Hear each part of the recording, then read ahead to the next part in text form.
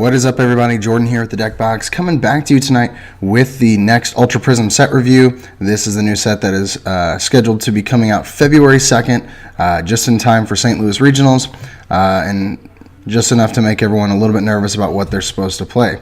So what we're going to be doing is I'm going to go through the list of cards that there are some cards I think are definitely worth buying. There's some that you should definitely hold on to if you pull, and others that some people may think they're good or they may seem good, but they're probably not worth your time right now. But we're still going to go through those anyway. I think it's about 30 or so cards that I set aside that really kind of stood out for various reasons, and I'm going to be going through and rating them based on my little grading system, and I will explain that right now. So we're going to be basing on two different things depending on what the card is.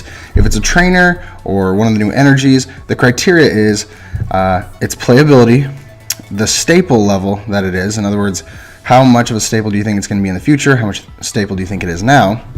And then the necessity. Is it necessary for you to hold on to this card? Is it necessary to play? And it's not just is it necessary at all, but it's how necessary. Is it necessary in every deck? Is it necessary in just a few decks? Is it necessary in just one deck? Like it's very specific just for that one deck. And so that'll be low to very high, low, medium, high, very high. And of course, very high is the card that's in every deck. It's going to be a staple. It is a staple, and you should definitely get a play set. So that's what those cards will be. As far as Pokemon cards, again, playability. How playable is it? Flexibility. Does it go in a ton of different decks? Does it just go in a few? Does it just go in one?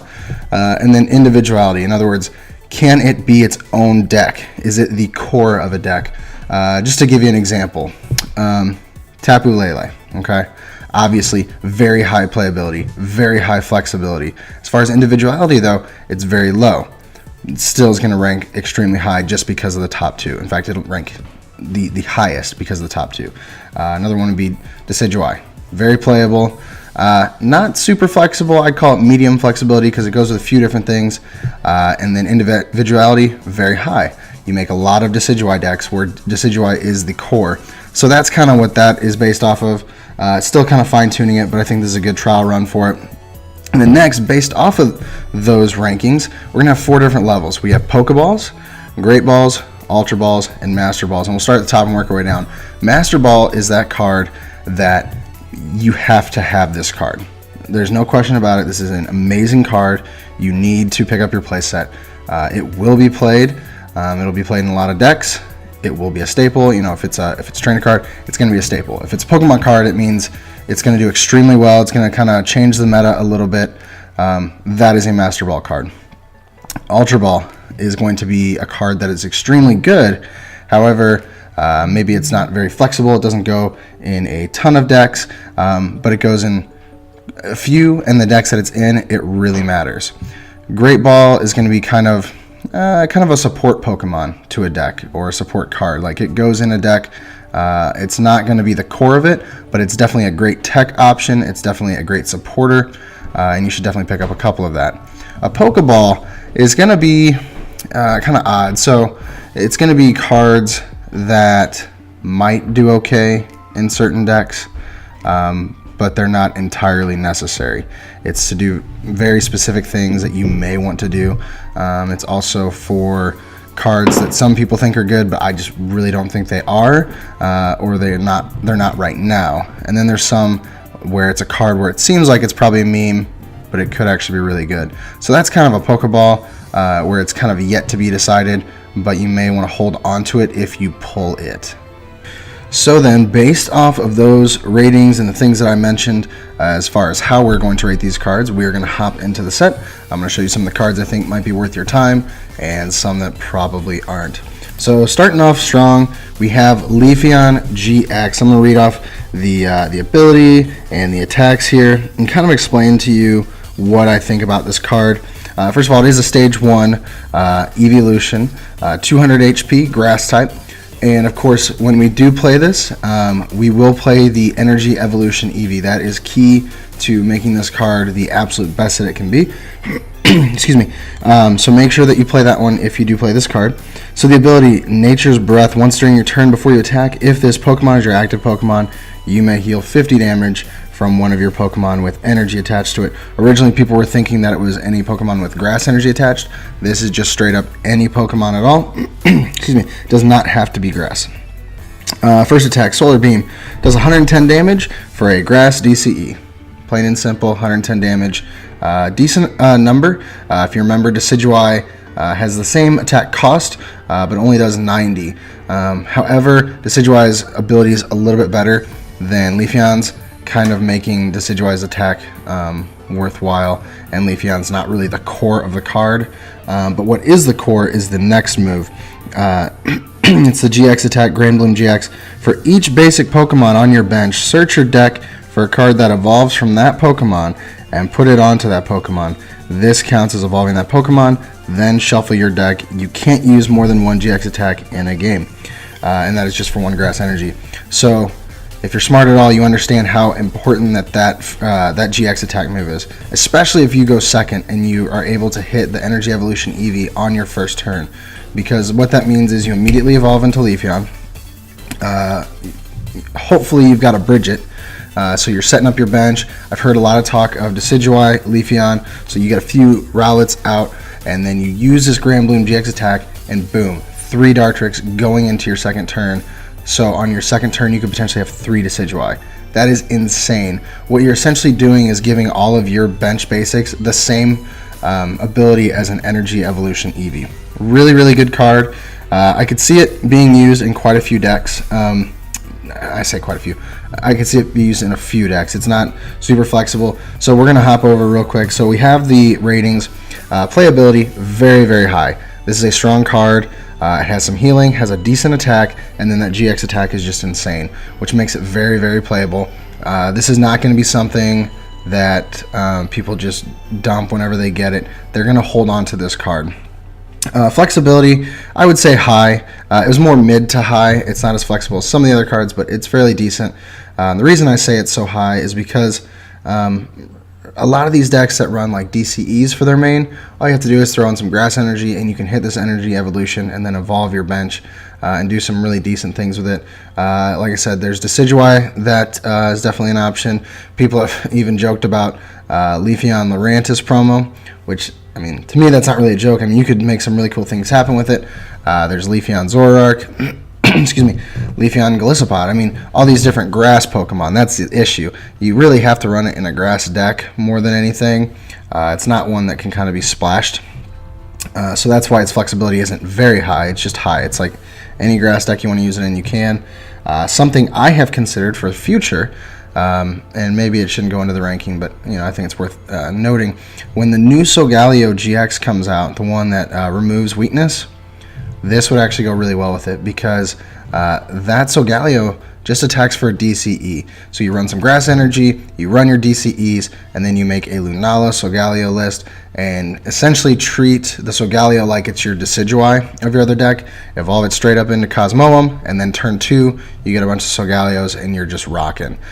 So I think that'd be really neat, especially if for some reason Guardy comes back. Like, you can make it really strong. And then individuality, I put medium. Individuality, we're talking about, can it be its own deck? And I say yes, it can, but it's not likely that it's going to be the main, I guess, attacker or factor of a deck. So, for example, the Leafeon Lurantis, absolutely that would be Leafeon's deck, with Lurantis as the support. Leafeon Decidueye, that's kind of a 50-50 split. Like, you really need your Decidueye to make that deck work the way it needs to be, but you also need Leafeon to evolve those Decidueye. So it's kind of they feed off of each other, but neither one of them is really the star of the show, if you ask me. So I'm going to say just a medium on the individuality, and that places this card at an Ultra Ball level. So if you pull this, do not trade it. If you have the opportunity to buy it, buy it. This is a card that you go and buy a playset of 4, which is a playset. So you buy a playset of this card, hold on to it, use it. It will definitely be played. It's just yet to be determined how played, because with metal showing up, fire is going to be strong. So you'll just have to be a little bit carefuler and that's why I would consider it with that Solgaleo that's coming out in the future. So that is what I think of Leafeon. Moving on, we have the Rotoms. So I chunked all these together because, quite honestly, they all do the same thing. The attacks are just a little bit different. So the main part of these Rotoms is the attack, or sorry, the ability for all of them reads, if there are 9 or more Pokemon tool cards in your discard pile, ignore the attack cost of this Pokemon, which is really cool, especially with Garbodor kind of dying off a little bit. Haven't really seen a ton of him, or at least not the Trashalanche one. So you don't have to worry as much about that. Plus, honestly, these have 90 HP or less. So really, you're going to get that many items in your discard pile anyway to be hit by Garbodor. So, what's 9 if you already have 5 in there? It's not going to do anything. So what I think is kind of interesting about these, and what a lot of people are talking about, is they can attack for free. So that saves you some deck space, but you have to cram it with tools. You have to find ways to get the tools in discard pile. And obviously there's Ultra Balls and things like that, Sophocles, Sycamore. I've heard people talk about it potentially with Zoroark. It's an interesting concept, maybe one that we look into. And each of these attacks do different things. Some discard energy. For example, the Rotom, do 60 damage and you discard a special energy from your opponent's active Pokemon. So you can do things like that. You do more damage depending on certain things. They're all very different, and of course they all hit different weaknesses, except of course I guess it's Refrigerator Rotom or whatever, Icebox Rotom, and the Wash Rotom. So they're both water in the card game. But they hit for 4 different weaknesses rather, which is really neat, because then it kind of hits everything in the meta that you need it to, other than fighting, which is actually pretty big right now. But for fire, you can hit these grass Pokemon. Water, you're hitting Volcanion and Turtonator, things like that. Grass, you're hitting the water Pokemon. So it's just, it's kind of a good variance there. But in my opinion, as far as playability, I would say it's low. This is one of those decks that's very niche, and it has to be very specific, and I could see it doing well at like a challenge or something. Someone gets just like the right cards and manages to make it to the top. Kind of a meme deck that does well. But other than that, I would say playability is low, because that's the only thing it can go into is just their deck. Flexibility, low, absolutely low, because it goes in pretty much nothing else. You're not going to just toss in one of these, I don't think, unless your deck happens to run a ton of tools like Pumpkin Spice. Maybe you toss this in with Pumpkin Spice. If there's a certain weakness in the meta, then absolutely toss a few of these in there, and then you can do some neat things with that. But other than that, that is like the only deck I could see it going into, or its own. And then individuality high, and actually that should be very high, because individuality, it's only really going to be its own deck, unless, like I said, you splash it into something that just happens to run a ton of tools. So with those rankings, I have chosen, I went too far. I've chosen to give all the Rotoms the Pokeball rating. I think it is a meme, to be honest with you. But again, it could be one of those memes that someone makes it happen. And a card like this is one that when I pull it, I look at it and say, I'm going to hold on to this, because you never know in the future when it's going to be good. And right now, we can really afford to do that with bulk prices the way they are. This is one of those cards, just hold on to it if you pull it. I wouldn't go out of your way to purchase these, unless of course you do want to build this meme deck. Next we have Honchkrow, and this is one I really hesitated to put in here, but I like it. I think it could do some neat stuff in some sort of deck out deck, and that would pretty much be it. Mainly just because of its first attack. Discard a random card from your opponent's hand. Switch this Pokemon with one of your bench Pokemon. So, you discard something from their hand. Maybe you switch into a Wob and block up their abilities. Or put it into a wall Pokemon like Wishy-Washy. Maybe you put it in one of these stall decks like that. However, I think it may be something where there are better cards out there.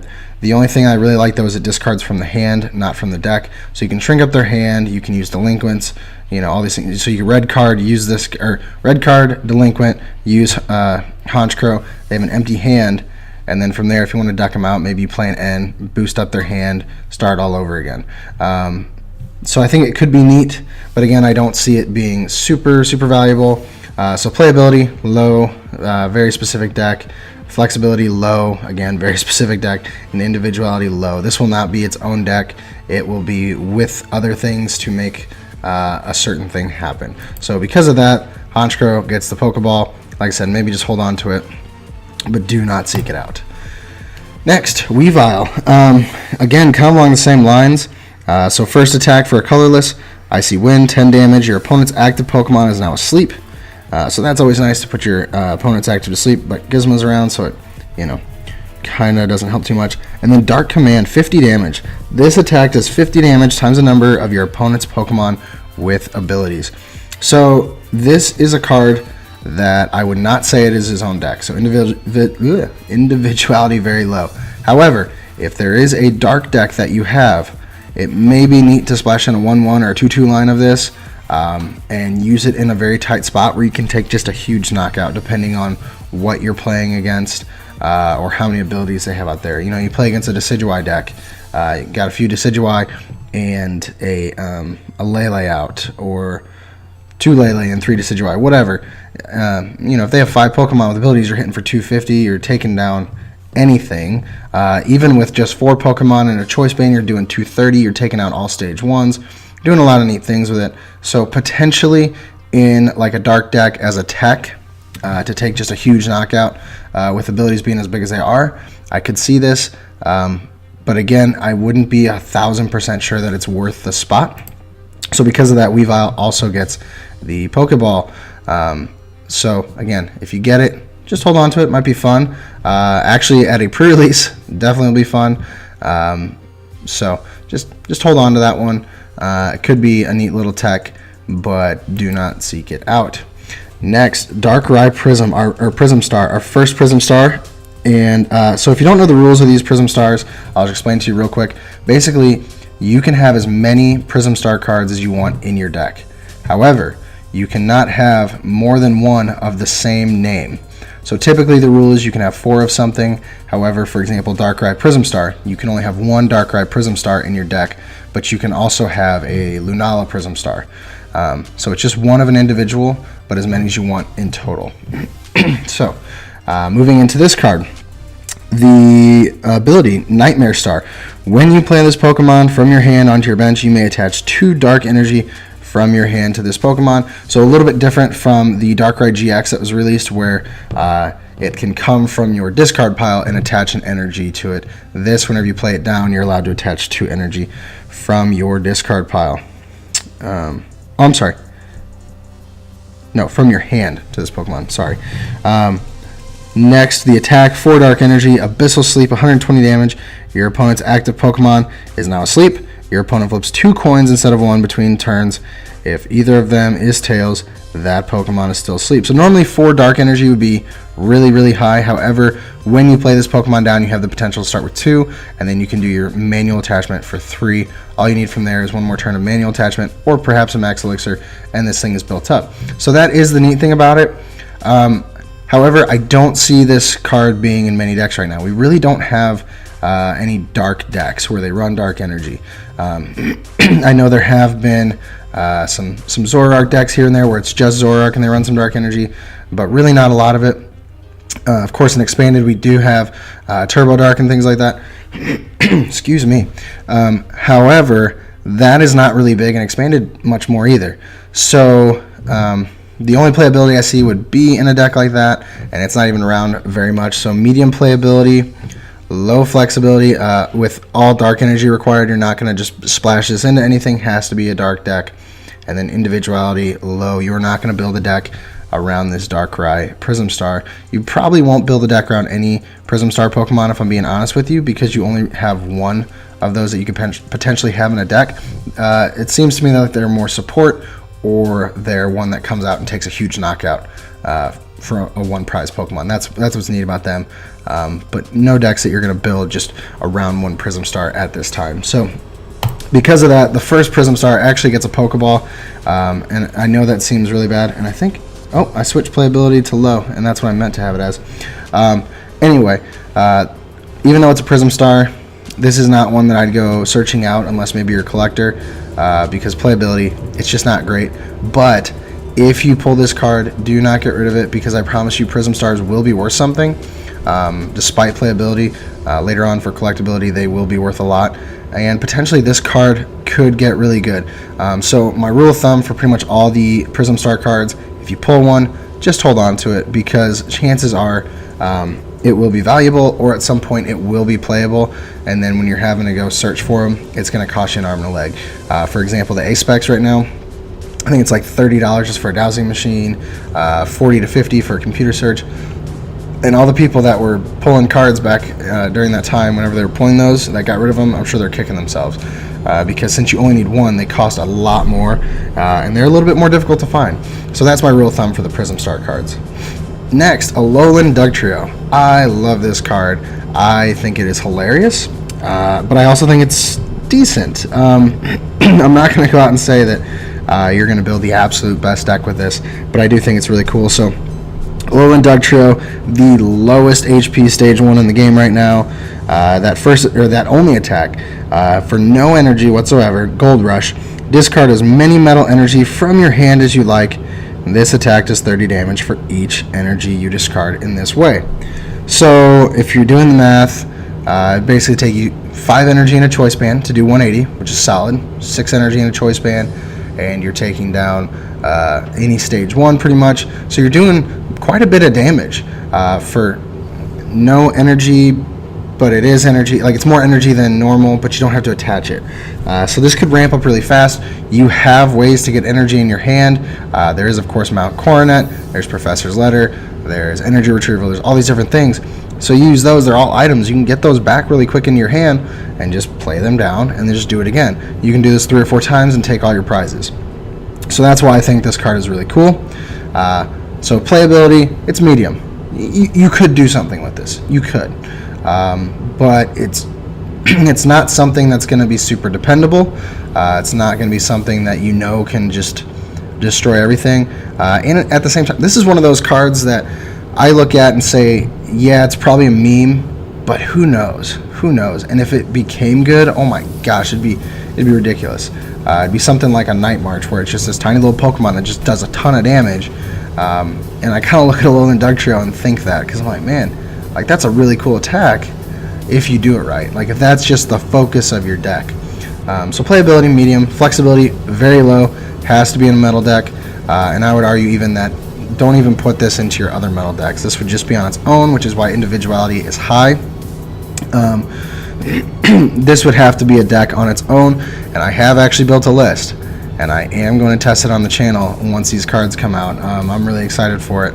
But it goes around those things I was saying. Professor's Letter, Mount Coronet, Energy Retrieval, all these things to get energy back in your hand, high energy counts, and that's your hand, and Dugtrio just goes out there and wrecks everything. So let's do some math here. So 7 in a choice band, that's a Decidueye. 8 in a choice band, that is everything else. All these big metal Pokemon. So it has the potential to take it out. The question is, can I get 8 energy in my hand? And that's what we just don't know right now. Like, it's really tough to get 8, but like I said, Professor's Letter a couple times, Mount Coronet, like, it could build up. It could build up. So because of that, I am giving this a great ball. I'm saying that if you want to build a cheap deck that could potentially do well, go buy a playset of these. They're not going to cost you hardly anything. I think they have the potential to be their own deck. I think they have the potential to do well, but it's still yet to be seen. So that's why this is a great ball. Again, probably don't go search it out unless you specifically want to go and build this deck and have fun at your league, or potentially just surprise some people. So Alolan Dugtrio gets the great ball. Next, we have Magnezone, which of course we've had this exact Magnezone before, just as an electric type, and we're actually getting another electric type of this Magnezone in the future. Very cool card, very cool ability. So we're going to talk about a few things. One, we're going to talk about the Magnemite. So if you remember, there's an old Magnemite from Breakthrough, where its ability is for every Magnemite on the bench, that Magnemite gets 1 less retreat cost. And of course, Magnemite's retreat is 1 to begin with. So it gets free retreat whenever you have 1 on the bench. So there's that Magnemite. But then there's this one from the new set. Its ability is called Hard Unit. If this Pokemon is on your bench, it takes no damage from attacks. So things like Glaceon, things like Coco Promo, things like Latios, they're not going to hit Magnemite, which is pretty cool. I kind of like that ability. However, currently I am favoring the Breakthrough one, where I get the free retreat, so I can start with the Pokemon I want. So that's something to consider when you look at Magnezone. You know, pick your poison. The Magneton, you're going to use the metal one, because if you're running this Magnezone, it's going to be in a metal deck. And the reason for that is the ability. Magnetic Circuit, as often as you like during your turn, before you attack, you may attach a metal energy from your hand to one of your Pokemon. And then it has the attack, 3 metal and a colorless. Zap Cannon does 130 damage. This Pokemon can't use Zap Cannon during your next turn. So pretty solid. The ability to just be able to accelerate that energy is insane. I've actually been testing this a little bit with a metal deck, and it is really, really fun to do that. I mean, of course, people have, excuse me, they've done this before with Pikachu EX, but there's a big difference in accelerating energy on a Pikachu EX with like 130 HP and accelerating energy onto a Dialga GX with 180 HP or a Duskmane Necrozma with 190 HP. Like, there's a huge difference because you have a tanky Pokemon that is just wrecking everything for, 220, 250 damage. And Pikachu, it's kind of dependent on how much energy you get.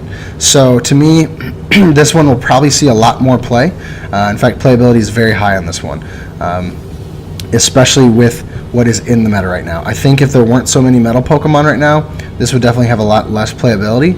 But with the current meta, this one is very, very high playability. The flexibility is very low. Has to be in a metal deck. No questions about that. Has to be in a metal deck. Unless you run some colorless deck that you just use metal energies. Okay, I could see that. Do some sort of pancakes deck with Snorlax or whatever. But really, you're just looking at metal decks.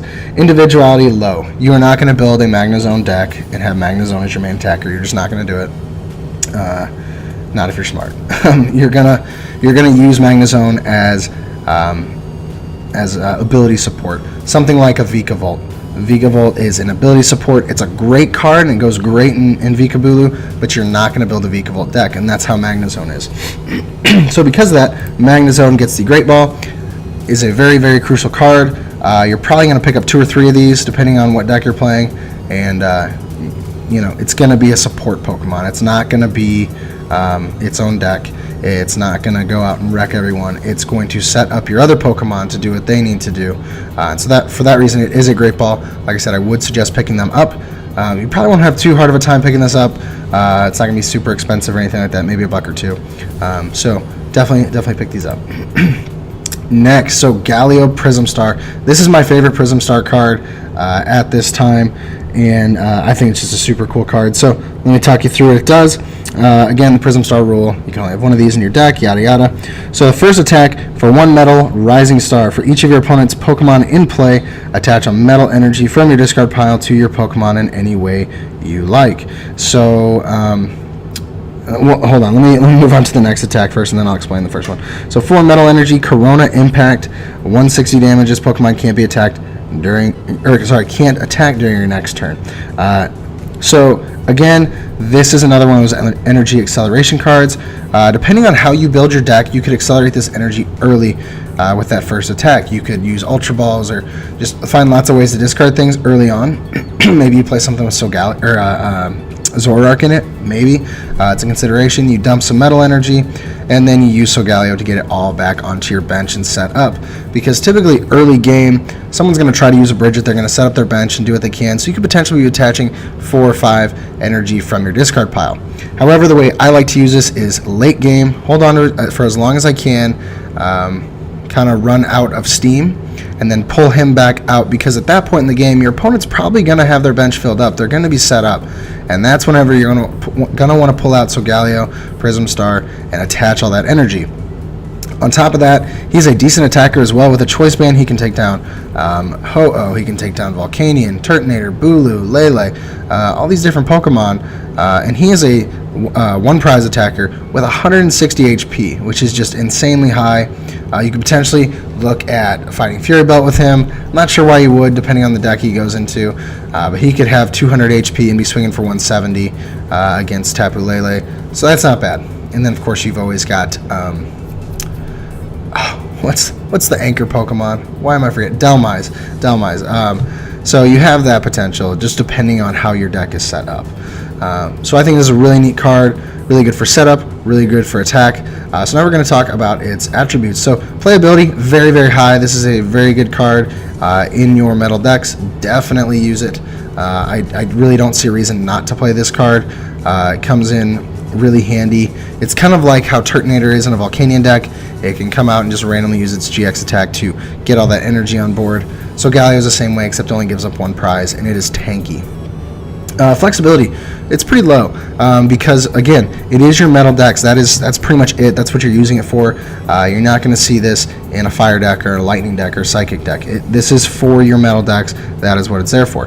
Individuality, as all of our other Prism stars, low. This is not going to be its own deck. This is going to be a support Pokemon with the potential to come in and take a big knockout as well. So because of that, so Galio Prism Star gets the Great Ball. This is one, obviously, don't buy a playset of this. Do not buy a playset of any Prism Star card unless you'd like to have multiple decks. I'm that way. If I pull multiples, I'll keep them. I'm probably not going to buy multiples, though. I will just buy my one and use it for the deck that I need it for. You're not going to play more than one of these in a deck. Do not buy a playset unless you want to build multiple decks. I've told you, you know, so don't try to play more of these at a tournament. But this is a great ball because you are going to want to pick it up. You are definitely not going to want to trade this away. This is a very good card, and it will be very good for quite a while.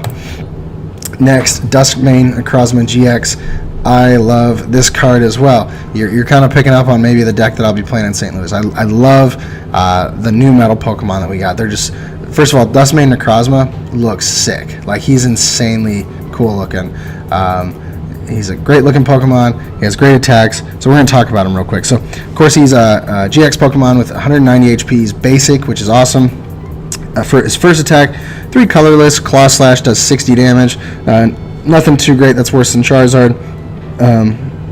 Next, 3 metal and 3 metal and a colorless. Meteor Tempest does 220 damage. Discard 3 energy from this Pokemon. And then the GX attack, Eclipse Sun GX for 3 metal energy, 250 damage. This attack can only be used if you have more prize cards remaining than your opponent. So that GX attack, it's very specific. We're seeing a lot more of that specificity in these cards. You got Beast Ring, they have to have 3 or 4 prizes. There's a new Buzzwole that'll be coming out in the future set, not this one, but the future set where they have to have 4 prizes left. Like all these very specific cards about prizes and things like that. And Duskmane Necrozma is kind of the first one of that. You have to be basically behind on prizes to use its GX attack. And honestly, that is something I forgot in my testing, so we're going to have to go back and test some more. But still, does 250 damage, which is just nuts. Its second attack does 220. You do dump 3 metal energy. So you've got options here. You've got Metagross, of course, that can bring that energy back from the discard pile. That's not the option I've been looking at recently. What I've been looking at has been the, it's been this Prism Star Solgaleo. It has been Mount Coronet and Magnezone. You bring in Magnezone, Magnezone can just bring the energy right back on. What's great, though, is this 220, that's going to take out anything that you want it to take out. And if it doesn't take it out with its just base damage, just strap a Choice Band on. 250. You're taking down Solgaleo GX, you're taking down Metagross GX, you're taking down Decidueye GX, you're taking on all these Pokemon. It is insane. Every time you use that attack, you should be taking a knockout. And then on top of that, early on, maybe let your opponent get ahead by 1 or 2 prizes. Use that GX attack on something massive. So use a GX attack, you keep your energy. Next turn, strap another one on, take another 2 prizes. There's 4 prizes right there. You should be able to finish it out with those last 2 using the same Pokemon or maybe a backup as well. So amazing card, very high playability. This is going to see play. This is going to, I'm going to say it now, this will win tournaments. This card is going to be a tournament winning card. I don't know how often, but I'm pretty sure this card will end up topping at a tournament. Flexibility, medium. And the reason I say medium, I know it's a metal Pokemon, has to go in a metal deck, but there are lots of different options with where this Pokemon could go. Like I said, you could use Metagross, you could use Magnezone, you could just Elixir. You could do all these different things. It could be a support Pokemon, it could be the main attacker. It just kind of depends. So that's why I put its flexibility at medium. individuality very, very high. This card could be its own deck. This could be the core of a deck. Currently, the deck I'm running, this is the core. This is the main attacker with support Pokemon behind it. So it's very high individuality. Because of that, this is our first, or not our first Ultra Ball, but this is our next Ultra Ball Pokemon. You need to pick up your playset of this as fast as you can. If you pull any and you don't already have your playset, hold on to them. Do not trade them away. This is an awesome card. This is going to be played, and it's going to be very good when it's played. It's not going to be a so-so card. This is going to win games for you. Of course, the only thing you have to worry about right now is any fire decks that show up, and there are support Pokemon that can help you deal with those, of course, and we'll talk about those a little bit later. But this is definitely an Ultra Ball card. Hold on to it. Buy your playset. Do not let them go. Play this card. It's a great card. Next, Dialga GX. This is that support Pokemon I was talking about. This is...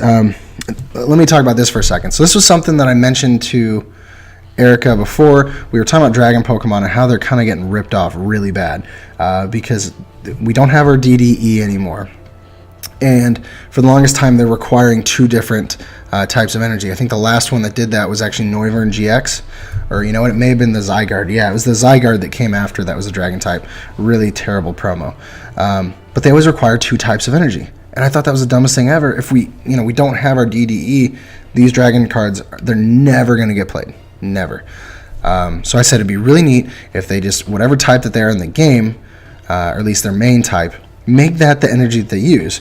And then I said, even if you want to go a step further, you could make them, like, whatever energy they require, that is what they're hitting weakness for.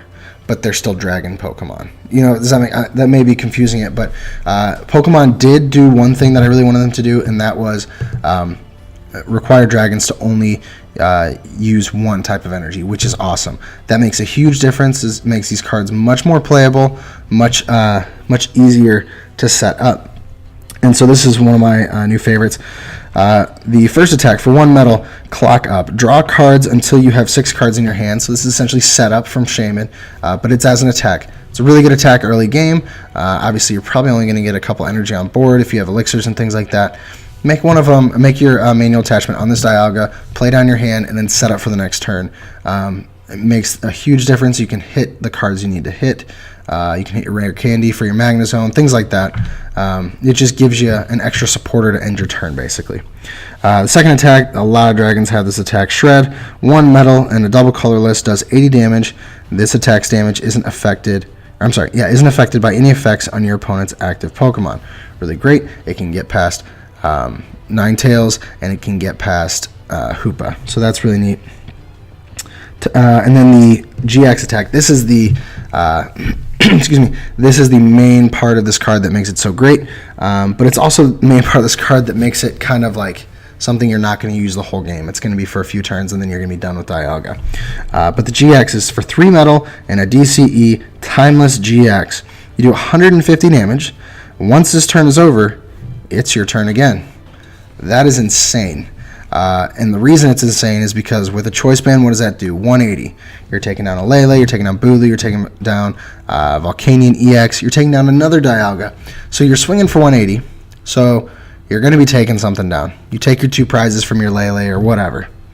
Next turn, they promote something. You either retreat to your bench to another Pokemon, maybe this guy, and knock out whatever they brought into the active, or you Guzma whatever you want up there, and you take a knockout with this guy. Like, it's just insane. You're essentially taking 4 prizes in 2, or, well, I would call it 1 turn. 4 prizes in 1 turn, just like huge knockouts, and you kind of get your pick, and they don't have a chance to knock you out before you get to do it twice. That's insane. It's going to be really hard to play against this. If you do play against it, try to get to it before it can use its GX attack, because if it gets to use its GX attack, it's just going to make your head spin. It's insanely good. So this is another awesome Pokemon. Very high playability. It will get played. Flexibility, medium, because again, it's kind of the same thing as Duskmane Necrozma, where it'll get played in metal decks, only metal decks, but you have options of what type of metal deck. There's a few different ones kind of floating around. Individuality, low. This is not going to be something that you face, something that you build the deck around, because it only has 1 really big attack that you use once, and then you're done with it. So This is a support Pokemon, and for that reason, it gets Great Ball. You do need to probably pick up, I would say 2. That's kind of what I'm looking at, 2 or 3 maybe as an extra.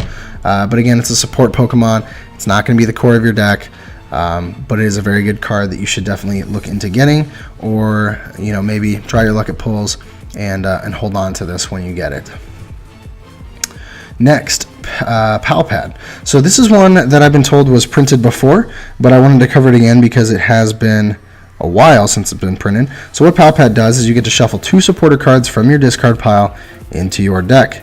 So this is really neat. It's I would call it a more balanced VS Seeker. Obviously, you're able to get more than one supporter, which is great, but they go into your deck. So you have to work a little bit harder to get exactly what you want. However, you play this and pull back a Guzma and a Sycamore or whatever, and you can maybe lay down a Tapu Lele, search for that Guzma. You have it. So that's one use of it. It's very neat. I don't think that this card is going to be in every deck, if I'm being honest with you. Maybe in something that plays as Zoroark. Maybe you can get your supporters back that way. But it's probably only going to be like a 1 or 2 of. I would definitely play this card in the new Garchomp Lucario deck that people have been talking about, because you can use Lucario to search for whatever card you want in your deck as long as you have a Garchomp down, and this would really kind of sync up very well with that. You use your Palpad, search for your 2 supporters that you want, put them in your deck, use Lucario to search for one of those, and you're off to the races. So I think it's really neat. I think it's going to be played in quite a few decks. I don't think it's going to be played in every deck, and even the decks that it is played in, it's probably going to be like a 1 or 2 of. So that's why its playability is kind of medium, staple level medium, because like I said, it's going to get played a lot, but not high counts and not in every deck. Necessity, when you have it, is going to be low. It's going to be one of those where you use it for a few really cool plays, or just to help, thicken your deck up a bit. So because of that, it gets a Great Ball. I would definitely maybe pick up a playset of these, just in case you ever need a playset, but you're probably only going to use 1 or 2. So yeah, definitely if you pull this, hold on to it. And it'll probably be worth something after a while, because I think it will get a little bit of play in the game.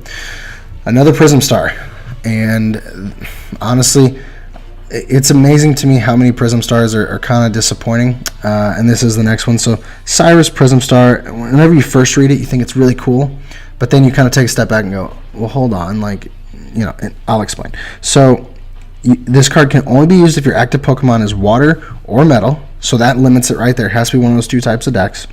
Your opponent chooses 2 of their bench Pokemon, then shuffles their other bench Pokemon and all cards attached to them into their deck. So this is what I don't like about this card. 1, very specific, water or metal. Pick one. And honestly, looking at the metal decks I've been looking at, I've looked at a lot of different ones. There's not really a ton of room. And I don't want to cut something for this card that may or may not work, because here's what happens with your opponent's bench. So a lot of what happens, so they get to pick 2 of their Pokemon to stay on the bench, and then they've won the active, so they get to keep 3 out of their 6. 9 times out of 10, your opponent's bench is going to have what? 2 Lele's sitting on it. So right there, that's 2 of their 3 that they're getting rid of. And then let's say they're playing a Decidueye deck. They might have a couple of Decidueye on the bench, a Decidueye in the active. Yeah, they have to shuffle one back in, but they can still set it back up. So I don't see this being super good, because it only limits your opponent so much. It's basically like getting rid of 1 Pokemon. It's not really getting rid of 3, because they're going to have like 2 Lele or a Lele and a Rangaroo, like some little support Pokemon and stuff. They're going to have kind of like a backup one, but it's not gonna ruin their game. You get what I'm saying? Like, there's so many other things that you could do to advance your board state than this. This does not advance your board state. It slows them down a little bit, but not enough for you to really do what you need to do. So I'm saying it's low playability because it's very specific. Staple level, definitely low. Way too specific to be a staple. Necessity to have this low, and even when you're playing those decks, low. Like, there'd have to be a deck focused just around this, and you can't really focus around this when you only get a 1 of it, and it gets sent to the lost zone. So for that reason, this is a Pokeball. Again, if you draw it, keep it.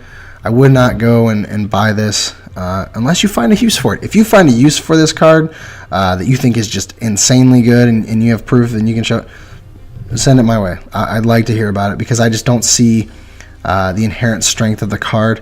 Like I said, at first I thought it was really cool, and then I kind of took a step back and go, well, it's not the best. So that's why this gets the Pokeball. Like I said, any Prism Star, just hold on to it. It'll either see play eventually, or it'll be valuable just because it's a Prism Star. Next, Pokemon Fan Club. Obviously, this card has been printed before, and it's been printed often, and it's still in standard to this day. Excuse me. But the reason I want to talk about it is because in September we have our rotation. Bridget's gonna be gone. Okay, I mean it's pretty much a surety. People are saying at this point it's gonna be Sun, Moon forward. Okay, so Bridget's gonna be out of the picture, and Bridget is very important right now for our Stage 2 decks and our Stage 1 decks. They're there to set up, and even some of our basics. So what happens when Bridget goes away? You got to have something to set up. Pokemon Fan Club's kind of the next best thing. You get to pick 2 Pokemon from your deck, and you put them into your hand, which to me is in ways better than Bridget, but worse, because obviously it's worse because you only get 2 instead of 3, but it's better because you get to put them into your hand. So if you start the game and you've got a few Pokemon, you can lay them down, and then you can Fan Club, grab another Pokemon, and then maybe a Lele for the next turn, and then you're kind of set to go. You didn't have to Ultra Ball to get your Lele. You know, you're just kind of prepped. So you can get Pokemon like that. You can search for, just for example, a Tapu Koko GX and use its ability from your hand to the bench. So it can see some utility that way. This will be a card that if you're new to the game and you're getting packs of this new set, this is a card you're going to want to hold on to if you're new to the game. If you're not new to the game, you've probably already got a bunch of the old ones, but I will say this, I like this art a little bit better. I like the full art, so maybe go and pick this up. But just looking into the current format and the future format, playability, very high. Staple level, it's going to be high once Bridget's gone.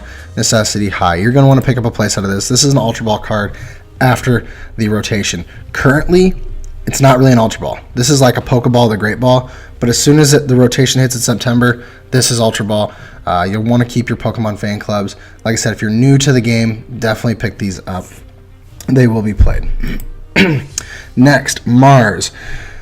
I'm not a huge fan, but I'll explain the uses of it. So draw 2 cards, then discard a random card from your opponent's hand. This card is very specific. Again, this is going to be something that goes in like a Quad Sylveon, one of those mill decks where you're disrupting your opponent's hand.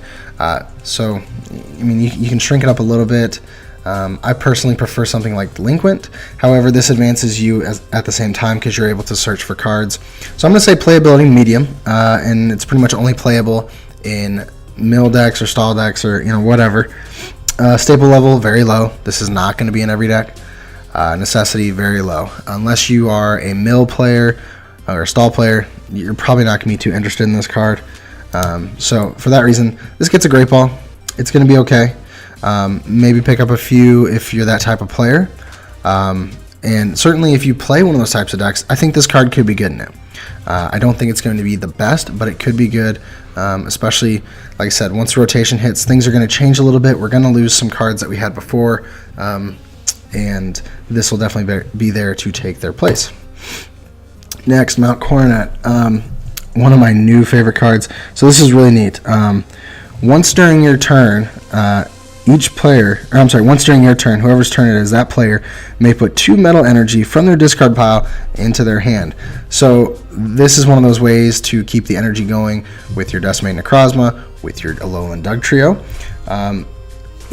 Whenever you play that Decimate Necrozma, you're discarding 3 energy. Mount Coronet lets you get 2 of them back. Potentially you'll have another in your hand. Use your Magnezone, put them right back onto your active, and you're swinging again. So this allows you to cycle your metal energy. I think it's a really, really neat card. It's going to be very, very played, but it's only going to be played in metal decks. So staple level is super, super low. Necessity, medium for those decks, because not all of them will require this, because not all of them discard, and some of them use Metagross. So the Metagross ones aren't going to need this card. Okay, so that's why I'd say it's a medium necessity for those metal decks. It is a Great Ball card. I would probably pick this up if you're going to be playing a metal deck, or if you draw it, or draw it. If you pull it, keep it. And that's honestly kind of my rule for most trainers. If you pull them, keep them, unless it's something that's proven in the past that it's just useless, you know, like how or something like that. There's always better cards than that. So, yeah, so great pull on that one. Next, Unit Energy, Grass, Fire, Water, and Lightning, Psychic, Metal. Obviously, these ratings should probably be different, but I'm lumping them together just as the general concept. So basically the way these works is they provide one colorless energy, but when this card is attached to a Pokemon, it provides either a Grass, Fire, or Water, or Lightning, Psychic, Metal, depending on the card, to that Pokemon, but only one at a time. So this is essentially Rainbow Energy for your Pokemon, but it's only for those 3 types. It's not for any type. And it doesn't do damage to you, which I think is really neat. I think these were Blend Energy in the past, where it was like 2 different types. And a lot of people have been saying that they don't see much use for these currently. I've already found use for one, to be honest with you, the Grass Water here. If you haven't seen the Glaceon Decidueye list, go check it out. It plays this in there, you know, to make use of the Grass and Water in there. I think these will definitely see play. It's going to take some people's creativity to make that happen, but these are definitely going to be played. They're very playable. Staple level is going to be low. You're not going to play this in every single deck. It's the same as like Rainbow Energy. Rainbow Energy is not in every deck. It's pretty low. It's very dependent on what you're playing. Necessity will be high, though. I think everyone should have their playset of these. I could probably only see like a couple in a deck right now, but eventually I think these will be playset cards, just depending on what Pokemon comes out with. And again, it's all about our creativity, what we come up with. So these are Ultra Ball cards. I think these are going to be very, very important. These are just cards that you should always have 4 of, because something's going to come up and you're going to need these. They're going to make a lot of sense in certain decks. Next, Empoleon. So this is one that I still don't 100% know my feelings on it, but we're going to talk about it anyway. So, a couple things to consider. First of all, there are two. Sorry, I did 3 there. 2 Piplups that are being released in the set. One has 60 HP, the other has 70 HP. You're going to want to go with the 70 HP one. The only advantage that the 60 HP one is it can snipe, but it only does 20 damage to one of your opponent's Pokemon. I mean, it's not really worth it to me. I'd much rather play the 70 HP. The Prinplup is pretty neat because you can paralyze your opponent's active, so you can stall things out if you're having a hard time getting set up. But then the main part of this is Empoleon. It's a stage 2, 160 HP Pokemon. For the first attack is going to be the main attack for this Pokemon. For a water and colorless, or for a counter energy, and that's what a lot of these decks are playing. Total Command does 20 times damage. This attack does 20 damage times the number of Pokemon on each player's bench. So potentially 200 damage, because of course you have 5 on yours, 5 on theirs, so 200 damage, plus an additional 30 for a choice band. You're swinging for 230 damage with this. This is nuts. It's going to be a very, very playable card. It's going to get played early on. My biggest concern is it's an attack that is controlled by your Pokemon, or by your opponent. Man, my words are falling apart. It's controlled by your opponent to an extent, but you can have some control over it as well. So if you fill your bench and they have an empty bench, you're swinging for at least 130 or 2-shotting their stuff. They'll have to set up their bench at some point. I don't think your opponent's going to keep an empty bench. Minimum, they'll probably keep 2 on their bench. So you're still swinging for 140, 170 with a choice band. It's not terrible. You're at least 2-shotting everything, which is great. You are a 1-prize attacker, so you have that advantage. So it's going to be very played. This is a very individualized deck. You know, you may have some text to this Pokemon, but this is not a tech card. Flexibility is very low. It's going to go in its own deck. It is not going to branch off and become part of some grass or fire deck. Okay, this is going to be its own deck. This is an Ultra Ball card, and the main reasons I think it's an Ultra Ball card is that playability. The fact that it is a 1-prize attacker and can take down most 2-prize attackers is nuts. I think that's very worthwhile. It has a great weakness. It's weak to lightning. Not a ton of that going around. So I think it's very worthwhile to take a look at this card and do some testing. This is going to be a very cheap card early on, if I'm being honest. Probably $1 or $2. So you can pick up a playset easily. This is one of those decks where a person that's new to the game could get in and play a very good deck without having to spend a ton of money, which I think is always nice whenever someone gets into the game, because it's going to be a fun deck for them where they can also do well, and they don't have to break the bank. They, maybe they're still deciding if they like the game or not, and this is definitely a great card to do that with. Next, Glaceon GX. I love this card. So, all right, it again is an evolution. So we're going to use that Energy Evolution Eevee. No other option. That is the one we need to use. And so this is the water one in this set. The ability Freezing Stare. As long as this Pokemon is your active Pokemon, each of your opponent's Pokemon EX and Pokemon GX in play, in their hand, and in their discard pile has no abilities except for Freezing Stare. And let me clear that up because I know people have had a lot of questions about Freezing Stare lately. Okay, if you have your Glaceon in the active, Freezing Stare, and you're playing against another Glaceon deck, okay, and they have abilities on their bench, you shut off all of their abilities. But if they have their Glaceon in the active, and you have your Glaceon in the active, they shut off all of your bench. You shut off each other's bench, but you don't shut off each other's Glaceon GX abilities. Those are intact, because they're mirroring each other. They're doing the same thing. I hope that clears that up. I know it's kind of confusing for some people, but pretty simple the more you think about it. Next, looking at the first attack. For water and a double colorless, Frozen Bullet does 90 damage, and this attack does 30 damage to one of your Pokemon's bench Pokemon. Don't apply weakness or resistance for the bench. This is a great attack. We've seen sniping do well in the past, and I think we're going to see it do well again in the future. So not only does this have a great ability, I didn't even really go into much detail on that first ability. Let me go back to that real quick. So let's think about what that means when you're shutting off your opponent's abilities. So you have Energy Evolution Eevee. You put on a Water Energy, immediately you have your Glaceon GX. If you go first, your opponent cannot use their Tapu Lele. It's shut off.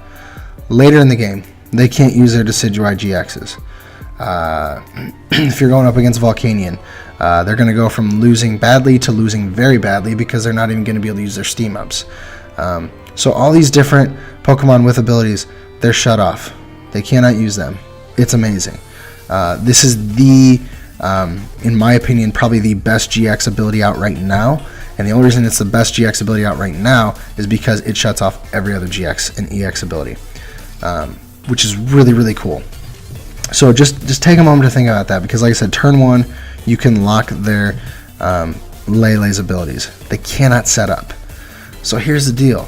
If they have an active, and that's it, just this little basic Pokemon, and you shut off their abilities turn 1, and all they have is a Lele in their hand, they got two options. They either Lele for nothing, or they don't use the Lele because they can't use the ability, and next turn you just knock out their basic. They're probably going to play the Lele down, but then where are they left? They're left with a Lele that has 30 damage on it from the snipe that you're about to hit again with its next attack, which is GX attack. I'm going to talk about that real quick. Also for water and double colorless, Polar Spear GX, 50 times damage. This attack does 50 damage times the number of damage counters on your opponent's active Pokemon. This attack is awesome. So when you combine it with your snipe ability, if you put 30 damage on something and you pull it up later, you're swinging for 150, 180 with the choice band. Depending on what that Pokemon is, you're taking it down right then and there. If it's a Bulu or Volcanion, you're swinging, well, I guess Volcanion you're going to knock out anyway. But if it's a Bulu or a Lele and you've put 30 damage on it, and you use this GX attack for 150, you're one-shotting them, essentially. If it's a Zoroark that has 30 damage on it, you put a choice band on, you use this GX attack, you're taking it down immediately. All stage 1s, just like that. What I really like about this card is it pairs very nicely with the Decidueye. Again, go check out that video. It's really cool deck analysis, really cool deck, you need to try it out. But they pair very well together. You use Decidueye to set up some snipes, you use this GX attack for insane numbers, And again, this is just a snipe deck all over again. It's insane because it's a much better Decidueye Ninetales. It shuts off your opponent's abilities while you get to keep using yours. So, in summation, very high playability for this card. You can tech this in, or not tech this in. Not tech, but there's lots of different types of decks. So there's things like Decidueye Ninetales. There are water box decks. I've even heard talk of some mill decks. So this has great utility and does very different things where it can snipe, it can hit heavy, it shuts down abilities, it can stall people out. This is a really, really good card. The only big thing that's kind of bugging me about it is it is weak to metal, and with metal being so big, it may be a problem. But, you know, again, with the new, this is another card I've considered with the new Solgaleo that comes in the next set after this one to shut off the weakness. You can shut off their abilities, kind of stall, bring in Solgaleo to destroy things. I mean, there's just a lot of utility with this card. You can use it in various different decks, but it also has very high individuality. It can be its own deck. It's the star of a lot of the decks that it's in. It's not a supporter. This card is the main Pokemon. It's going to be in your active, taking the damage and putting out the damage at the same time. So because of that, this is our first Master Ball card. This card is insanely good. If you don't buy a playset of this, you're crazy, because it is going to be a good card. It's a ridiculously good card. If you haven't tested with it, go make yourself some proxies, build some decks with it. You'll have a ton of fun. It's just a really good card. Buy your playset of it. This will be very played. Next, Luxio. And I know Luxio is the stage 1 of a stage 2 set, but Luxio is kind of the main part of this. So basically what you have is, you have a few things. So first of all, there's 2 different Shinx. The one we have on the screen is the better one. It has the ability Runaway Evolution. And this Pokemon can evolve the turn it was played if it's the first turn of the player going second. So on the off chance that you go second, you can evolve on your first turn, so that is one advantage to going second with this deck. Not saying you want to, but it's definitely an advantage. And then moving on to Luxio, kind of the main part. Disconnect for a colorless. This does 30 damage, and your opponent can't play any item cards from their hand during their next turn. We know this is good because we've had Quaking Punch from Seismitoad EX. Biggest difference is Seismitoad EX had a lot more HP. So how do we kind of mitigate that issue? Well, we evolve into Luxray, which has 150 HP, and it has the ability, as long as this Pokemon is your active Pokemon, your opponent's active Pokemon's attacks do 30 less damage before applying weakness and resistance, and that is called Intimidating Fang. So it essentially has 180 HP. That is what Seismitoad has. So, you can see the utility there. You can shut down abilities for a little bit, maybe be sniping from the bench with something, whatever. But the way you make this great is you evolve into Luxray, and then you play Shining Celebi, and you're able to use Luxio's attack. That's kind of what some people have been talking about. That's what some people have been testing. I still am not 100% sure. Oh, I realized I gave away the rating before I told you what it was. I'm not 1,000% sure on what I think of it. I think it's definitely a good card, because we've seen it work before. Its flexibility is low. It's going to be kind of its own type of deck. It's going to stall things out. Sorry, I had an itch on my back. And its individuality is very high because it's probably going to be its own type of deck. But as I'm thinking about it, you could actually pair this with something that could snipe from behind you, Decidueye. So you're sniping, you're poking with this. I mean, you could do some neat things with it. You never know. But I still have to say that this one is a great ball because I wouldn't necessarily go search this out unless you're planning on building this deck, because it's not going to be played in a ton of different decks. It's a card that you're probably going to pull in your packs, and it's not going to cost too much to get. So I wouldn't go seeking it out too much. Just kind of,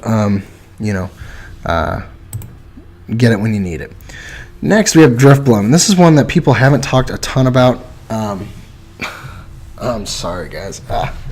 There it is. Okay, sorry. It's pretty neat, though. I think it's neat just to look at this because it could be one of those fringe decks that people just have fun with. The main thing we're looking at is damage transport. Move 4 damage counters from each of your Pokemon to your opponent's active Pokemon. So this is really neat.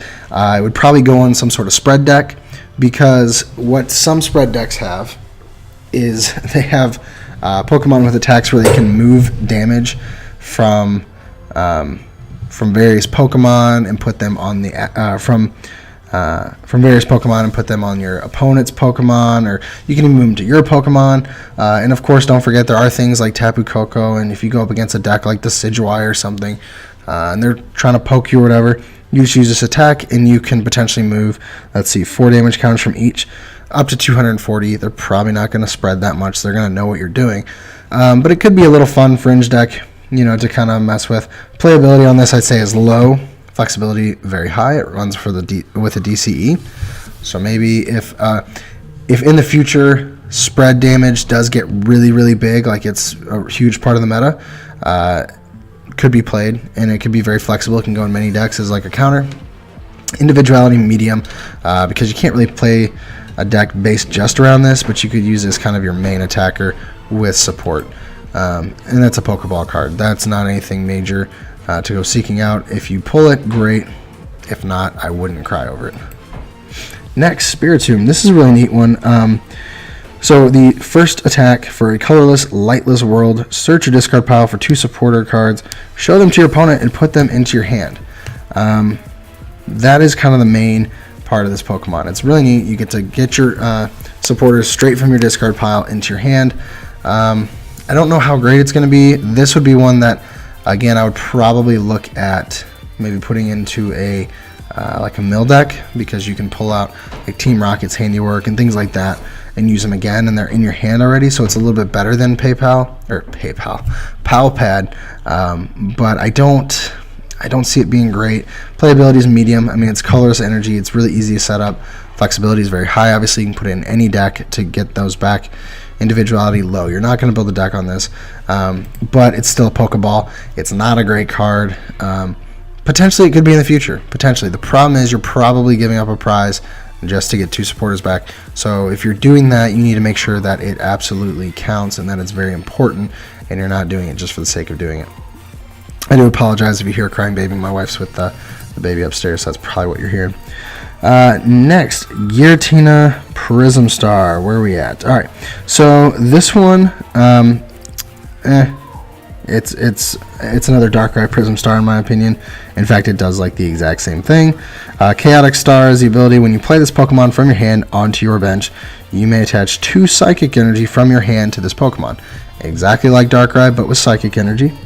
And then Crisis Dive. 4 Psychic Energy, does 160 damage, and discard 2 energy from this Pokemon. 160 is actually pretty solid.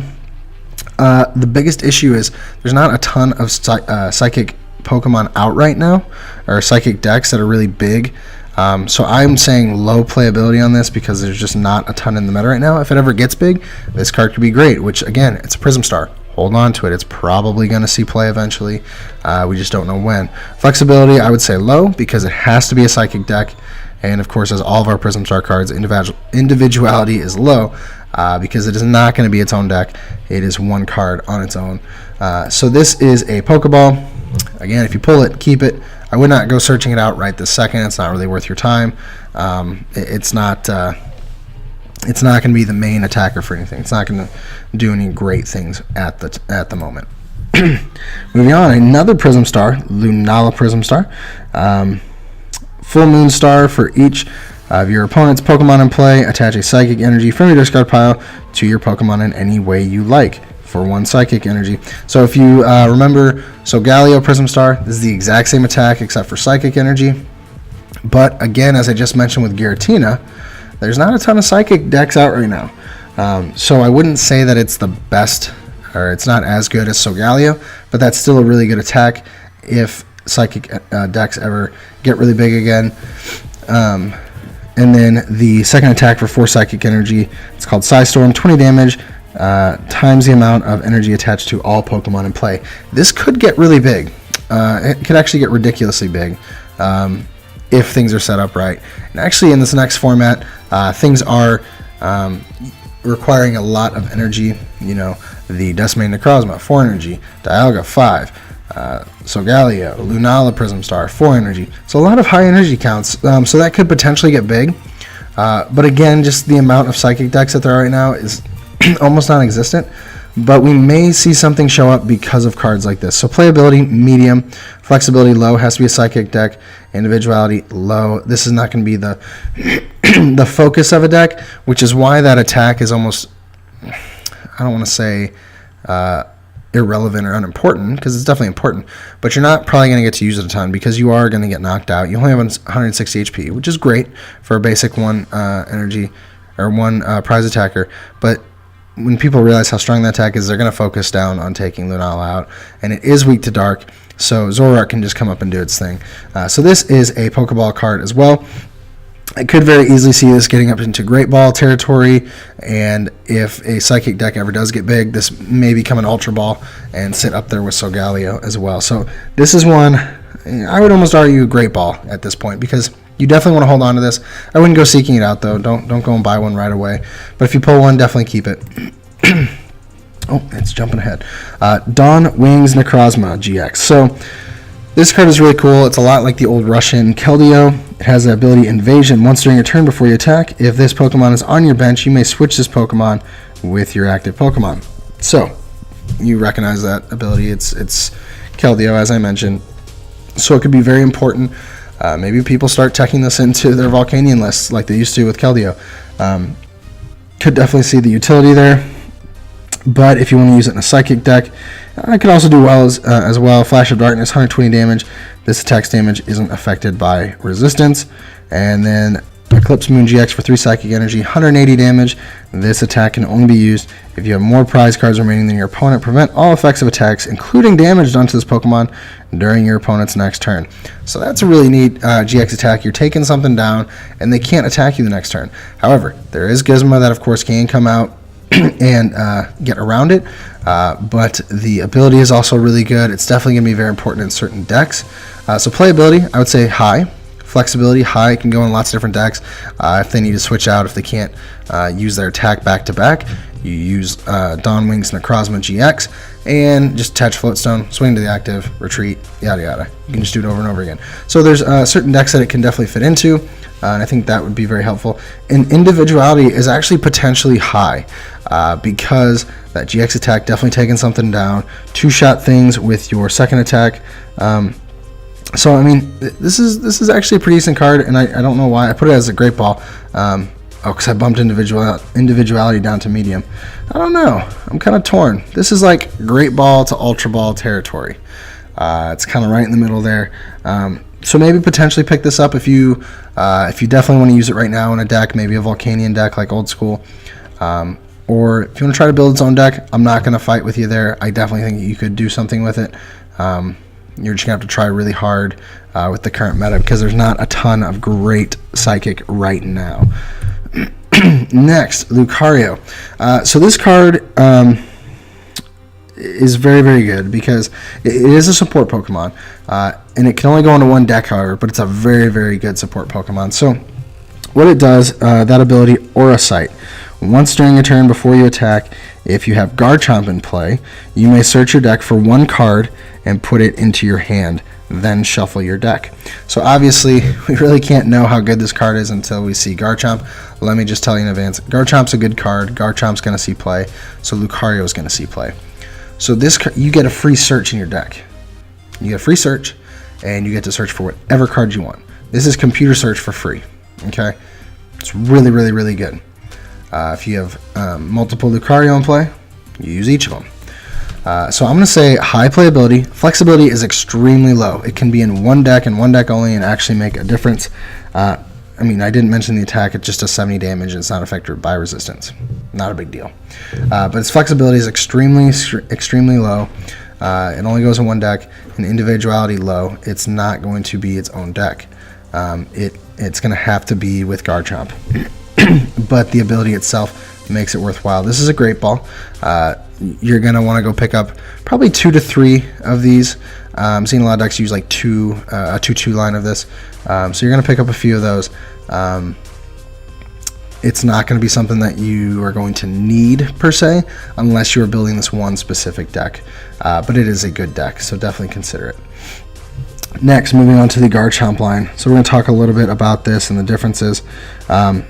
So all right, so there's two different Gibbles to start things off. There's a 50 HP and there's a 60 HP. So obviously immediately you think 60 HP is better. However, so the first one, the 50 HP, has Ascension.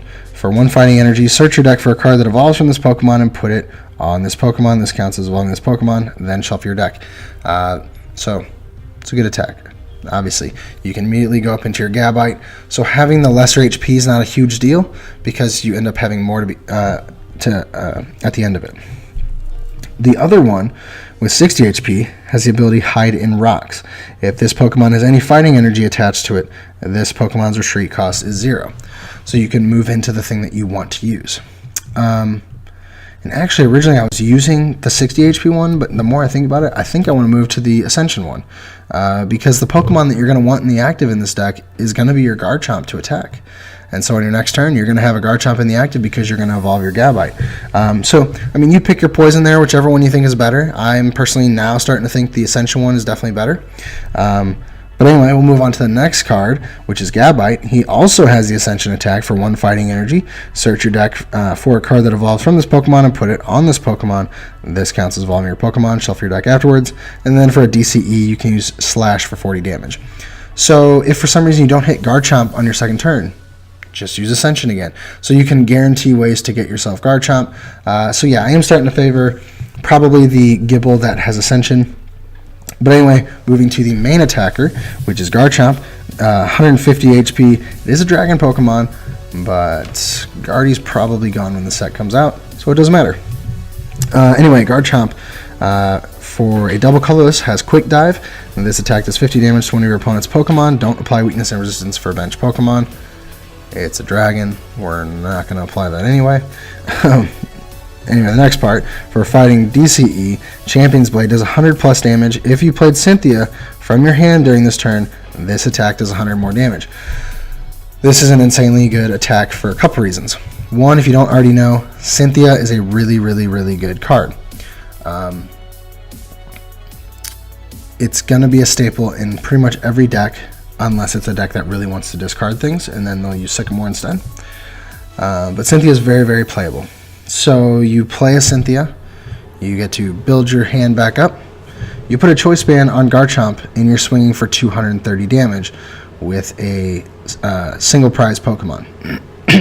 This is a really, really good attack. Something else to consider as well, if you'd like, if Decidueye stays really big, which it probably will, use Devoured Field, add an additional 10 damage, you're doing 240 damage. This is a really, really good card. On top of that, you get to use Lucario. If you don't have a Cynthia in your hand, you can just use Lucario to search for Cynthia, and then you're automatically doing your 200. Or if you don't have your Choice Band, use Lucario to search for your Choice Band. Garchomp is really, really good because he gets a lot of support. So he's going to be very, very playable. Low flexibility though. He's going to be in one deck and one deck only, and it's his deck, which is why his individuality is very, very high. And because of that, this is an Ultra Ball card. I would go buy this because it's going to be very good, but at the same time, if you're a person that opens packs, you're probably going to pull most of them from your packs. I mean, if you get like a box or something, you should be able to get maybe a playset of Garchomps. So I wouldn't stress about it too much. But definitely, if you don't get what you need, buy your playset. Again, this will be a good one to use as like a cheap deck for someone.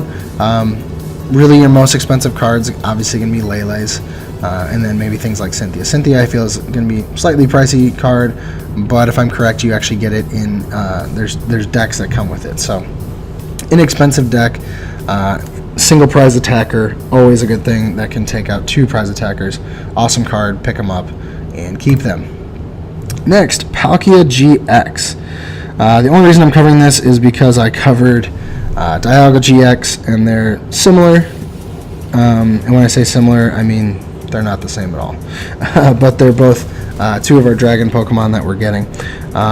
So anyway, the first attack, Spatial Control for 1 water energy. Move any number of energy cards from your bench Pokemon to this Pokemon. 3 colorless energy for the next one. Hydro Pressure, 60 plus damage. This attack does 20 more damage for each water energy attached to this Pokemon. So you can kind of see the synergy between the first 2 attacks, but I feel like the first attack would be much better if it was an ability. because you can move your energy and set it up. But even if you get 3 energy on, or 3 water energy on, you're only swinging for 120. I mean, even if you had 5 on, what is that, 160? It's not even that great. It takes quite a bit to build it up. So that's why I look at that and say, it's not that great. If you put too much on there, a Lele is going to take you down.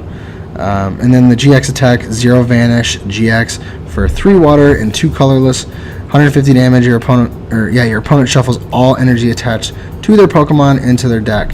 So this, to me, is the best part about this card, is that you can take a deck that, a deck that is really, really set up and just ruin its plans. But I still am not sure that that's going to be enough to make this a super playable card. It's going to be medium. It's going to be tossed into a deck, maybe to use 1 or 2 times, just depending on your situation. So flexibility extremely low. It's going to be in a water deck. Individuality extremely low. It's not going to be on its own. It's going to be in a water deck, and it's going to be there simply to shuffle all the energy. It's going to be there for a GX attack maybe. So that's why I would say it's not a great card. This is a Pokeball. If you get one, great. If you don't, I wouldn't fight for it. It's going to be a cheap GX. Next, Gumshoes. I had to look at this one because it's Gumshoes. Everyone loves looking at Gumshoes because you just never know what you're going to see with them. Actually, I guess you kind of do. All of his stuff kind of does the same thing. But the Yungoos has Scout for 1 colorless. Your opponent reveals their hand. So right there, I mean, you could just tack in a Yungoos into certain decks if it involves deck control. I've heard some people talking about you could do this probably once or twice, where you play a Yungoos and then you play a Mars to discard a random card from their hand, but you'd have to play them like immediately before they start shuffling their hand up, and then you can pick the card essentially. But you'll do that once, and then they'll know. And as soon as you use Yungoos to look at their hand, they're going to know to switch things up. So maybe not that great. And actually, yeah, I mean, it's an attack. It's not an ability, so really not that great. But the next part, Gumshoes for DCE, track down, does 20 plus damage. Your opponent reveals their hand. If there are any Pokemon there, the attack does 80 more damage. So maybe you end them or something into some Pokemon and they haven't played them yet. And you can swing for 100, but you also get to look at their hand. That's kind of the main part, is you get to look at it. But their hand's going to change a lot the next turn, especially if they use a supporter like Cynthia or Ann or Sycamore. So these aren't great cards. Very low playability. Flexibility is very high. I mean, they can go in any deck if you really want them to. Not sure if you want them to or not, but they can. Individuality low. You're not going to see these as a deck on their own. They're a Pokeball. If you want to hold on to them for a funny deck or just to mess around in a league, you can, but they're not going to be anything great. Next, the Skateboard. This is one of our other new trainers. That originally I thought it really sucked, but the more I thought about it, again, I'm thinking of September. Things are going to change in September quite a bit, and Floatstone will be gone. So, I mean, unless they reprint it, which at this point I don't think they will. But what it does is, it's a tool card, and what it does, it reduces the cost of a Pokemon's, the retreat cost of the Pokemon this tool is attached to is 1 energy less. This Pokemon may retreat while asleep or paralyzed. So that right there makes it better than Floatstone, because if you're paralyzed or asleep, you can get out of it, but it only reduces it by 1 energy. So there's a couple instances where this is great. After September, this is your new Floatstone. That's your option. But right now, if you're playing a deck that has a lot of Pokemon, or all the Pokemon have a 1 retreat cost, play a Skateboard. It makes sense. You're essentially getting the Floatstone effect of having free retreat, but you can also retreat out of paralysis and sleep. So this is a very, very good trainer card. Definitely one I would hold on to or even pick up depending on what deck you're playing. But I would pick them up now just for the reason that when the Floatstone rotates, a Skateboard's your new go-to. So playability, very, very high. Staple is going to be medium, because even now Floatstone's not played in every deck. In some decks, if it is played, it's played like 1 or 2 count. So there's that. And then necessity, I would say high. You definitely need to have this, and whenever you play it in a deck, it will be very necessary. this is an Ultra Ball card, even more so when that rotation hits. So definitely pick up your playset now. But I will also say this, again, if you're a pack opener, you're going to find these in your packs. This is going to be a very attainable card, probably an uncommon, so you probably won't have to go buy your playset. Cynthia. This is the card that everyone's been talking about. It's an amazing card. What you do is you shuffle your hand into your deck and draw 6 cards. So it's not like N where both of you do it. It's just you, and it's always 6 cards, which is amazing because right now we have Sycamore where you discard and draw 7, which can be really, really good in a lot of cases where if you have an empty hand or if you want things to be discarded, then Sycamore is the way to go. It thins your deck out, whatever. But Cynthia is great if you have a hand with, you know, a couple rare candy and some energy that you want to hold on to, but you don't have the Pokemon you need to do what you need to do. You use Cynthia, shuffle up, and that way you can keep that energy, you can keep those rare candies, and then hopefully draw into your rare candy Pokemon to do what you need to do. This is going to be a staple in, I would say, 95% of decks. There's very few where I'd say you wouldn't use Cynthia right now, where you'd use a Sycamore over it, and those are decks where you want things to be discarded. But in decks where you don't want things to be discarded, you're playing Cynthia, and you're probably playing a 3 or 4 count. So very high playability, very high staple level, and this is a very necessary card. When this new set comes out, pick up your play sets. I don't know this 100%. Originally I was told that these would be coming in decks, like theme deck type things, but then on PokeBeach's website it's showing this under the set. So this could be something where it's in both, or it may be something where it's only being printed in Japan in their set, and it's going to be in a deck in ours. For sure, if it comes in a deck, go buy the deck. You know, you're going to get your playset out of that, and if it comes in the packs, great, you get more. For me, this is a card that I'm probably going to have 4 or 5 playsets of if I can get a hold of them, because I'm going to want to build multiple decks, and it's going to be a valuable card in the future. It's a Master Ball card. No doubt about it. This is an amazing card. Like I said, very high playability, very high staple level, very high necessity. It's going to be played in a lot of decks, and when it's played, it's going to be played 3 or 4 count. So definitely pick this up. Next, another supporter card, Volkner. Search your deck for an item card and a lightning energy, reveal them, and put them into your hand, then shuffle your deck. Obviously, this card is very, very specific for a lightning deck. However, if you have a lightning deck, like Luxio, this is very useful. Maybe search for a choice band and that lightning energy to do what you need to do. So I'm going to say it's a high playability, but it's only high for lightning decks. Very, very specific, so staple level's low, necessity is low, not a fantastic card that you gotta go searching for. It's a great ball.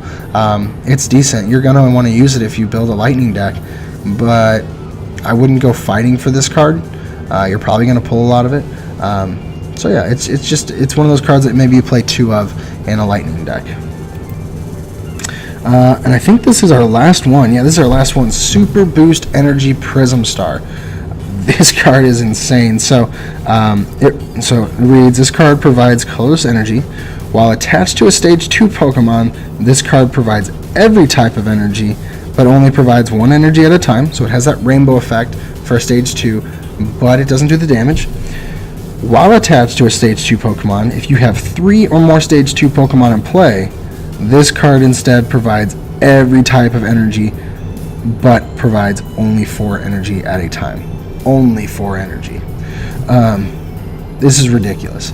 So if Guardy was still going to be big, this would be something that you toss in there, because if you have a couple Guardy and a Gallade or 3 Guardy out, you can just out of nowhere be like, strap this on for 4 energy, and then use the ability to attach another, and you automatically have 150 damage there, plus whatever your opponent has. I mean, you can just boost it so fast, super boost.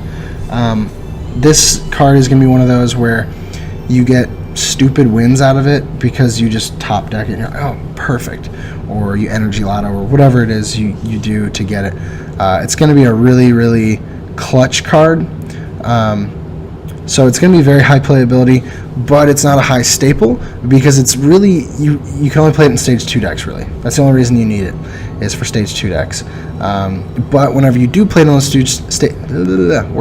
but when you do play it in those stage 2 decks, it's going to be very, very important, because it's probably going to be a game changer for you. It's going to be something where you finish setting up your stage 2 and all you need is the energy, but obviously you can't put 4 energy on at once. Oh wait, yes you can. Super boost energy. Just attach it and you're off to the races. So this is going to be one of those very, very clutch cards. To me, this is an Ultra Ball card. Again, it's a Prism Star, so you want it, but a lot of stage 2s are being played right now, and who knows what else we'll have in the future. I would go pick up one of these, and again, you're just picking up one, and hopefully this is one you can pull, because I have a feeling this is, pretty much all the Prism Stars are going to be kind of pricey, but depending on playability, they're going to be much more expensive, and this will be one of the much more expensive ones, I would assume. But like I said, I would definitely pick it up. I think it's a great card, definitely worth having. So yeah, so that's the last card of the set that I think might be worth taking a look at, or might be worth your time. That one's definitely worth your time. But I really hope you guys have enjoyed this. I hope you haven't gotten tired of me talking. Obviously, if you're at this point, you haven't gotten to that part of the night yet. But please do me a favor. Watch this video once, and then if you're not sure again, come back to the video and re-look at things, kind of think through them. Don't just take my word for it. Do some research on your own, and definitely kind of decipher what you think might be good for you to play. And obviously, if your opinions are different from mine, that's great. Hit me up in the comments. Let me know what you think. Maybe there's a card I missed. Maybe there's a card in here that I probably shouldn't have talked about. Wasn't worth time. Just hit me up in the comments. Let me know. As usual, if you enjoyed the video, hit the like button. It really helps me out. I really appreciate that, and it lets me know that I did things right this time.